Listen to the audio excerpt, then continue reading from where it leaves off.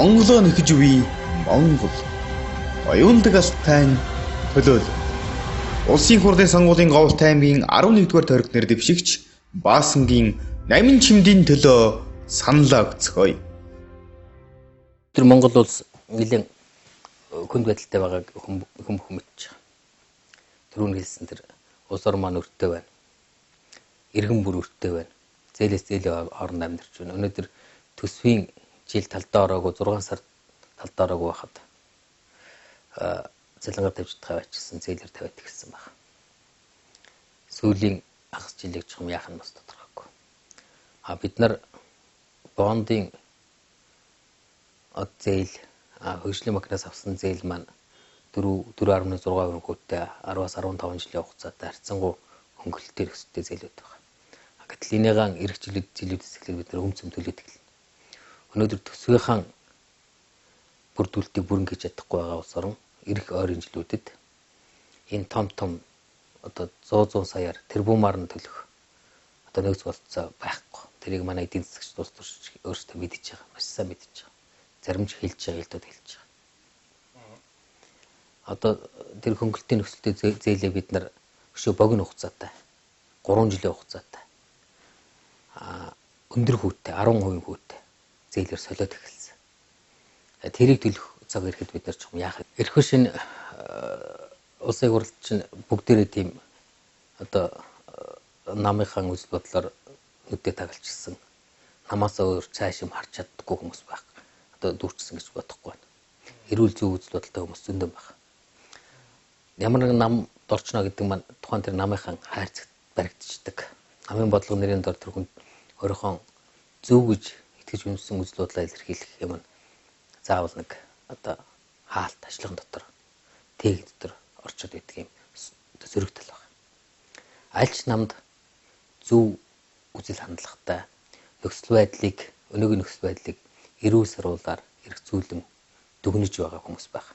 Аль ч намд тэр хүмүүс хамтраад нэгдээд ажиллах хэрэгтэй цаг болчихсон. Нам гэд өөрийнхөө нам дотор суугаад миний намынх зөв, чиний намынх буруу яваад байгаа юм бол бид энэ байдлыг ерөөс өөрчилж чадахгүй. Гарч ирж байгаа хүмүүс бүгдээрээ тийм одоо намаасаа цааш юм харж чадах чадвар болчихсон хүмүүс гэж бодохгүй байна. Хэдэн дотор нөхцөл байдлыг зөв харж байгаа, зөв үнэлж байгаа эрүүл сэтгэлгээтэй хүмүүс байгаа. Тэр хүмүүстэй хамтарч ажиллах хэрэгтэй байна. Аль ч нам бие даагчныг давуу тал нь бол тэр юм байна. Санхүү эрх мэдлийн бүлэглэлүүд байна шүү дээ. Тэд нарын одоо эрх ашиг давмгаалсан бодлого гарч ирэх юм бол тэрний эсрэг бусад намууд байгаа эрүүл сарал хүчинтэй хамтраад тэмцэх бас болцсон байна. Бид аливаа юм нам гэдэг ганцхан өнцгөр харддаг нэг юм гаж байдлаас засах хэрэгтэй. Ямар ч банкнаас жирийн иргэн зээл авахдаа заавал нарийн тооцоо судалгаа харуулдаг шүү. Харуулж иж үзүүлж иж банкны зээл авдаг. Гэтэл бид нар энэ тэрбумаар доллар авахдаа ерөөсөө тооцоо авчихсан шүү дээ. Тэгээ тэрнийхээ үр дүнд өнөөдөр нөгөө өөрөө буцаага төлөх чадамжгүй болчихсон юм байдалтай л байна. Өр зээлийг авахдаа өр зээлийн эрхэн зохицуулах тухай юм хуулийн бодлого, төрийн бодлогыг хуульчих шаардлагатай болчихсон. Гадаадын хөрөнгө оруулалтыг хэрхэн яаж зарцуулах вэ гэдгийг хуулийн хүрээнд төрийн бодлогын хүрээнд хуульчих шаардлагатай болчихсон. Би зүгээр урсгалаараа явж орж ирсэн. Хүн зээл аваад мөнгө өгсөн зургаар авдаг. Өмнөх өрөө дарахын тулд зээл авдаг. Нэг юм бодлогогүй байдал бид нар юм хүнд байдалд оруулчлаа л да. Тэр нэгдүгürt бид нар эхлээд улс төрийн юм нэгдэл байх хэрэгтэй. Хоёрдугаар өр зээлийнхээ асуудал дээр бид бодлого гаргах хэрэгтэй байна. За нэгэнт бий болчихсон өр зээлийн асуудлыг одоо бодлого гаргаснаар 100% шийдчихгүй. Одоо эрхчлээс өөрөө төлөд эхэлнэ. Юугаар яаж төлөх вэ гэдэг. Ягарахгүй гарцаагүй би дахиад гадаадын хөрөнгө оруулалтыг харахаас шарахгүй. Дахиад өр зээл тавихаас шарахгүй байдалд орчиход байгаа. Томоохон ордууд стратеги ордууд гэж тодорхойлж байгаа шүү дээ. Манайх ч стратеги гэдэг ордтой. Гэтэл 50 хэдэн сая малаас гарч байгаа энэ их түүхийд бүтээгдэхүүн манай өөр стратегийн бүтээгдэхүүн байхгүй. Тэгээ жил тутам 10 сая орчим арьс дэлхий гарч байна.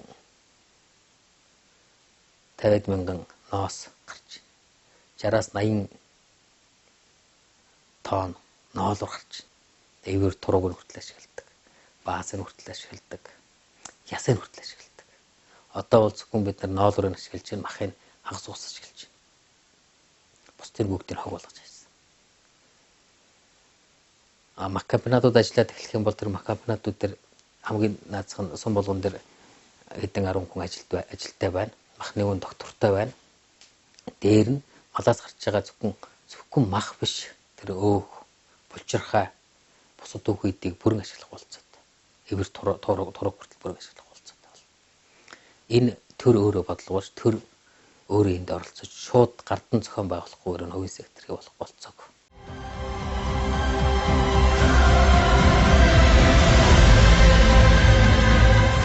Монголоо нэхэж үе Монгол. Оюундаг алтай төлөөлөл. Улсын хурлын сонгуулийн Говьт аймгийн 11-р тойрогт нэр дэвшигч Баасангийн 8 чимдийн төлөө саналаа өгцгөөе.